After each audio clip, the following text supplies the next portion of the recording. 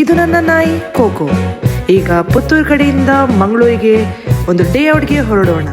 ಮೊದಲ ಜಾಗ ಒಂದು ಡಾಗ್ ಕೆಫೆ, ನೋಡಿ ಹೇಗೆ ಮಾಡ್ತಿದೆ. ಸೆಕೆಂಡ್ ಜಾಗ ನಮ್ಮ ಬೀಚ್, ಎಷ್ಟು ಗಮ್ಮತ್ ನೋಡಿ. ಫೈನಲಿ ರಿವಾರ್ಡಿಂಗ್ ಆಗಿ ಗ್ರೂಮಿಂಗ್ ಸೆಷನ್ಗೆ ತಕೊಂಡು ಹೋದ್ವಿ. ಹಾಯ್, ನಾನು ನಿಮ್ಮ ಕೋಕೋ. ನಾನು ಇಲ್ಲಿಗೆ ಯಾಕೆ ಬಂದಿದ್ದೀನಿ ಗೊತ್ತಾ? ಇವತ್ತು ನಂಗೆ ಔಟಿಂಗ್ ಅಂತೆ. ನೋಡುವ ನನ್ನ ಫಸ್ಟ್ ಔಟಿಂಗ್ ಹೇಗಿರುತ್ತಂತ.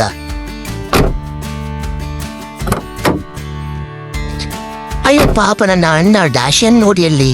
ನಾನ್ ಮಾತ್ರ ಅವ್ರ ಜೊತೆ ಇವತ್ತು ಟ್ರಿಪ್ಪಿಗೆ ಹೋಗುದು. ಸೊ ಈಗ ನಾವು family outing with dog day out ಹೋಗ್ತಿದ್ದೇವೆ. ಈ ವಿಡಿಯೋದಲ್ಲಿ ನಾವು ಏನಂದ್ರೆ basically it's Coco's day out. Coco's day out. ಈ ವಿಡಿಯೋ ಎಂಡ್ ತನಕ ನೋಡಿ. ನಂಗೆ ಕೂಡ ಇವರ ಜೊತೆ ಕೂತ್ಕೊಳ್ಳಿಕ್ಕೆ ಮುಂದೆ ಇವ್ರು ನೋಡಿ ಬಿಡುದೇ ಇಲ್ಲ ನೋಡಿ, ಪುನಃ ಈಗ ರಿಟರ್ನ್ ಆಗ್ತಾರೆ. ನನ್ನನ್ನು ಅಲ್ಲಿ ಹಾಕಿದ್ರು ಎಂತ ನಂಗೆ ಬೋರ್ ಆಗ್ತಿದೆ. ಅಮ್ಮ ನೋಡಿ ಕೈ ಅಡ್ಡ ಇಟ್ಟಿದ್ದಾರೆ ಬರ್ಬಾರ್ದಂತ. ಇದು ನನ್ನ ದಿನ, ನನ್ನನ್ನು ತೋರಿಸೋದನ್ನು ಬಿಟ್ಟು ಈ ದಾರಿಯನ್ನು ಅವ್ರು ತೋರಿಸ್ತಾರಲ್ವಾ, ಎಂತ ಇವರ ಅವಸ್ಥೆ.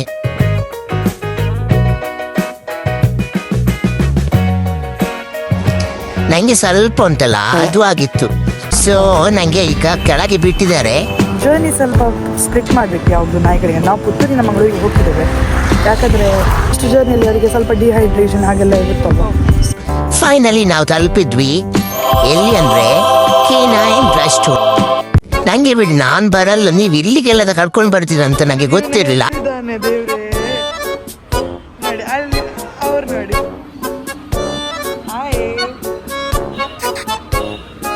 ನೀವು ನಂಗೆ ಇಲ್ಲಿ ಕರ್ಕೊಂಡು ಬರ್ತೀರಾ ಅಂತ ನಂಗೆ ಗೊತ್ತಿರ್ಲಿಲ್ಲ, ನಾನು ಬರ್ತಾನೆ ಇರ್ಲಿಲ್ಲ. ಸರಿಗೆ ಮಕ್ಕಳಿಗೆ ಕಳಿಸ್ತಾರಲ್ಲ ಹಾಗೆ ಆಗಿದೆ, ನಾನು ಹೋಗುದಿಲ್ಲ ಸ್ಕೂಲಿಗೆ ಅಂತ.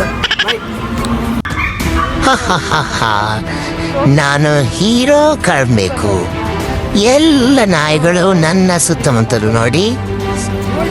ಈ ಹೆಣ್ಣು ನಾಯಿ ಕೂಡ ನೋಡಿ ನನ್ನ ಹಿಂದೆ ಬಿದ್ದಿದೆ. ನಂಗೆ ಎಷ್ಟು ಡಿಮಾಂಡ್ ಅಂತ ನೀವೇ ನೋಡಿ. ಅದೆಲ್ಲ ಹೌದು, ಇಲ್ಲಿ ಬಂದಕ್ಕೆ ಒಂದು ಸೆಲ್ಫಿ ಬೇಡವಾ? ಸೆಲ್ಫಿ ತೆಗುವಣ. 3, 2, 1. ಸರಿ, ನೀವು ಕೋಕೋದು ಡ್ರಾಮಾ ನೋಡಿದ್ ಸಾಕು. ಇದು K9 ರೆಸ್ಟ್ರೋ. ಇಲ್ಲಿ ಮೇಲ್ಗಡೆ ಇರುವಂತದ್ದು ರೆಸ್ಟೋರೆಂಟ್. ಇಲ್ಲಿ ಇಂಡೋ ಚೈನೀಸ್ ಮತ್ತು ಬೇರೆ ಬಗೆಯ ಕ್ವಿಸಿನ್ ಸಿಗುತ್ತೆ. ಸೊ ನೀವು ಫುಡ್ಡನ್ನು ಎಂಜಾಯ್ ಮಾಡ್ತಿರುವಾಗ ನಿಮ್ಮ ನಾಯಿಯನ್ನು ಕೆಳಗಡೆ ಬಿಡ್ಬೋದು. ಆದರೆ ಕೋಕೋವನ್ನು ನೋಡಿ, ಅದು ಯಾವ ನಾಯಿ ಜೊತೆ ಕೂಡ ಮಿಕ್ಸ್ ಆಗ್ತಿರ್ಲಿಲ್ಲ, ಹಾಗೆ ಅವನು ಸಪ್ರೇಟಾಗಿ ಕೂತಿದ್ದಾನೆ. ಅಷ್ಟೇ ಅಲ್ಲ, ನೀವು ಕೆಳಗೆ ಬಂದು ಅಲ್ಲಿದ್ದ ನಾಯಿಗಳ ಜೊತೆ ಕೂಡ ಆಡ್ಬೋದು. ಬಂದಿದ್ದೇವೆ ಇಲ್ಲಿಗೆ, ಹೇಗೋ ಫೈನಲಿ ಅವನನ್ನು ಅಲ್ಲಿ ನಿಲ್ಲಿಸಿದ್ದಾರೆ. ಏನು ಮಾಡ್ತಿದ್ದಾನೆ ನೋಡಿ, ಅಲ್ಲಿ ನೋಡಿ. ನಾಯಿ ಹತ್ರ ಒಂದು ನಾಯಿ ಹತ್ರ ಕೂಡ ಇಲ್ಲ. ನೀವು ಒಳ್ಳೆ ಸ್ವರ್ಗದಲ್ಲಿ ಕೂತು ನನ್ನ ನರಕದಲ್ಲಿ ಹಾಕಿದಿರಲ್ವಾ? Soup ಹೇಗುಂಟು? Dad jokes processing.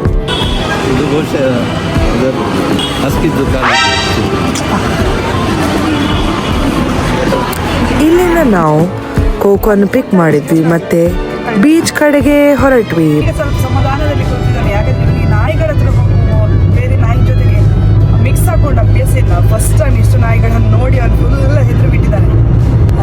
So ಈಗ ನೋಡಿ, ಈಗ ಸಮಾಧಾನದಲ್ಲಿದ್ದಾನೆ. ನನ್ನ ಮಾತಾಡಬೇಡಿ, ನನಗೆ ನೀವು ಇಷ್ಟ ಇದ್ದ ಪ್ಲೇಸಿಗೆಲ್ಲ ತಗೊಂಡು ಬಂದಿದ್ದೀರಿ. ನಿನ್ನೆ ಎಲ್ಲಿ ತಗೊಂಡು ಹೋಗ್ತಾರಂತೆ, ನನಗೆ ಬೇಡ.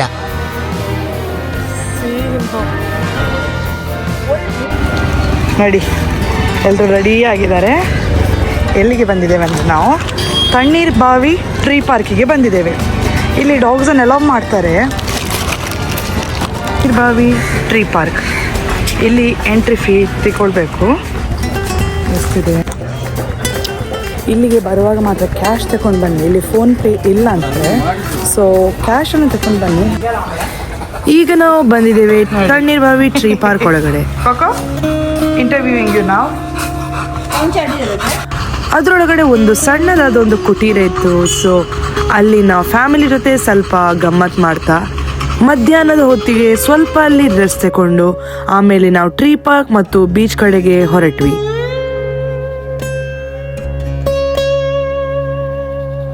ಹೀಗೆ ಫ್ಯಾಮಿಲಿ ಜೊತೆಗೆ ಗಮ್ಮತ್ ಮಾಡ್ತಾ ಟೈಮ್ ಹೋದದ್ದೇ ಗೊತ್ತಾಗಿಲ್ಲ.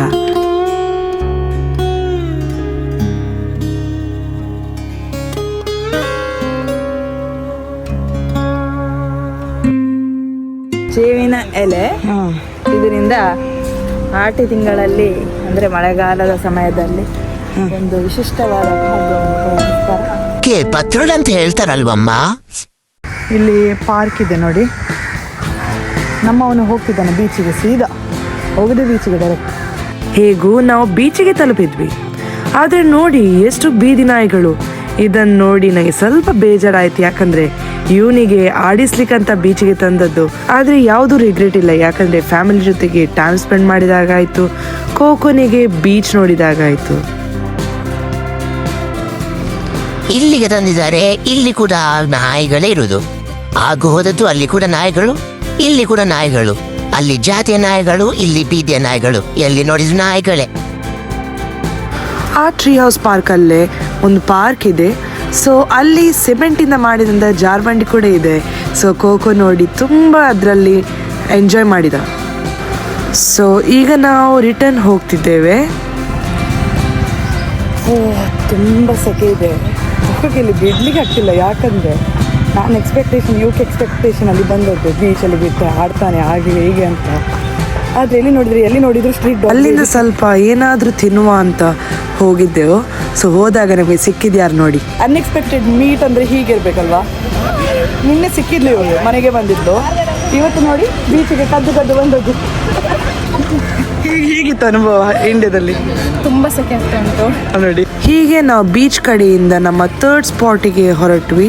ಅದು ಏನಂತ ನೀವೇ ನೋಡಿ. ಬಾಯ್. ಹೋಗೋ, ನೀನು ರೆಡಿಯಾ?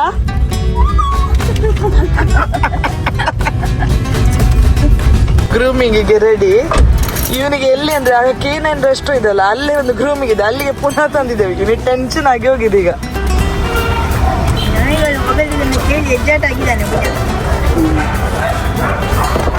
ನೋಡಿ ಪುನಃ ನಾಯಿಗಳು ಒಬ್ಬಾಕದು ಕೇಳ್ತಾ ಉಂಟಲ್ಲ, ಹಾಗೆ ಈಗ ಪುನಃ ಸ್ಟ್ರೆಸ್ ಆಗಿದ್ದಾನೆ. ಅಯ್ಯೋ, ಪುನಃ ನೀವು ಕರ್ಕೊಂಡು ಬಂದದ್ದು ಇಲ್ಲಿಗೆನಾ? ಯಾಕೆ ಇಲ್ಲಿಗೆ ತಂದು ಬಂದಿದ್ದೀರಿ? ಎಂತ ನಿಮ್ಮ ಟ್ರಿಪ್? ನನಗೆ ಈ ಟ್ರಿಪ್ ಕೂಡ ಬೇಡ, ಎಂತ ಕೂಡ ಬೇಡ ಇತ್ತು. ಸೊ ಈಗ ನಾವು ಪುನಃ ಅದೇ K9 ರೆಸ್ಟೋರಲ್ಲಿ ಇದ್ದಂಥ ಪೆಟ್ ಸಲೂನಿಗೆ ತಂದಿದ್ದೇವೆ.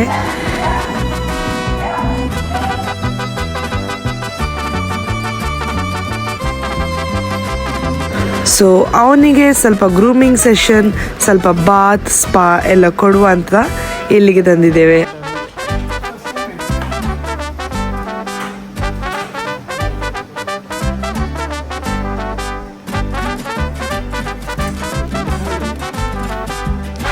ನನ್ನನ್ನು ಇಲ್ಲಿ ಕಟ್ಟಿ ಹಾಕಿದ್ದಾರೆ. ಈಗ ಏನು ಮಾಡ್ತಾರಂತ ಗೊತ್ತಿಲ್ಲ.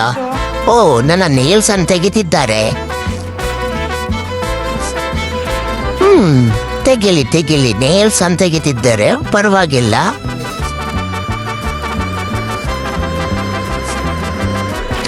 ಅಯ್ಯೋ, ಇದು ನನಗೆ ಬೇಡ ಇತ್ತು. ಸ್ನಾನ ನನ್ನ ಮನೆಯಲ್ಲಿ ಕೂಡ ಮಾಡಲ್ವಾ? ಇಲ್ಲಿಗೆ ತಂದು ನನಗೆ ಸ್ನಾನ ಮಾಡಿಸ್ಬೇಕಾ?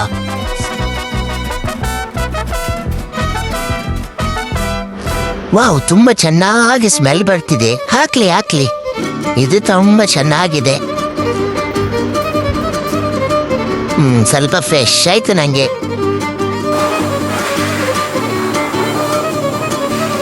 ಅವನ ಗ್ರೂಮಿಂಗ್ ಸೆಷನ್ ಆಯಿತು. ಸೊ ಅವನೀಗ ಪಿಕ್ ಮಾಡಲಿಕ್ಕೆ ಹೋಗೋಣ, ನೋಡುವ ಹೇಗೆ ಕಾಣ್ತಾನಂತ.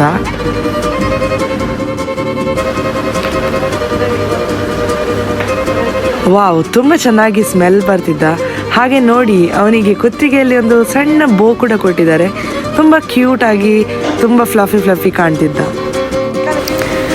ಈ ಗ್ರೂಮಿಂಗ್ ಸೆಷನ್ ತುಂಬ ವರ್ತ್ ಅಂತ ಕಂಡಿತು. ಅವ್ನು ತುಂಬ ಟ್ರಾವೆಲ್ ಮಾಡಿದ್ದ ಇವತ್ತು. ಹಾಗೆ ಅವನು ಕೂಡ ಸ್ವಲ್ಪ ಫ್ರೆಶ್ ಆದ.